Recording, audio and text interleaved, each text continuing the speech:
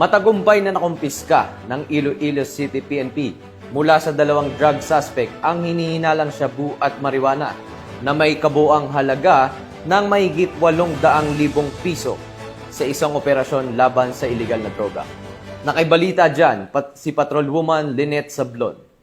Estado ang dalawang high-value individuals sa isang matagumpay na anti-illegal drug operation na isinagawa ng Iloilo City Police Office City Drug Enforcement Unit sa Barangay Lubok, Lapus, Iloilo City nito lamang 16 ng Hunyo taong kasalukuyan. Hinala ang mga suspect na sina alias Generon, 35 taong gulang, binata, residente ng Barangay Nabitasan na Paz, Iloilo City, at si alias Rodolfo, 31 taong gulang, residente ng Barangay Lapus Norte, Lapus, Iloilo City.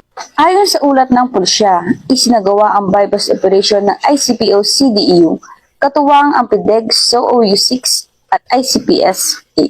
Sa isinagawang operasyon, nasabat mula sa mga suspect ang humigit kumulang 125 gramo ng hinalang shabu na may street value na tinatayang 850,000 pesos at humigit kumulang 20 gramo ng inihinalang tuyong dahon ng marijuana na may estimated standard drug price na 2,400 pesos. Bukod pa rito, nakumpiska rin ang isang sachet ng inihinalang shabu, nagsilbing buy-bust item, 4 pang sachet ng suspected shabu sa pagmamay-ari ng suspect, 4 na not-tied plastic sachet ng inihinalang shabu, isang self-sealing plastic sachet ng inihinalang tuyong dahon ng marijuana, at 8,000 pesos ng marked money at ilang pang non-drug items.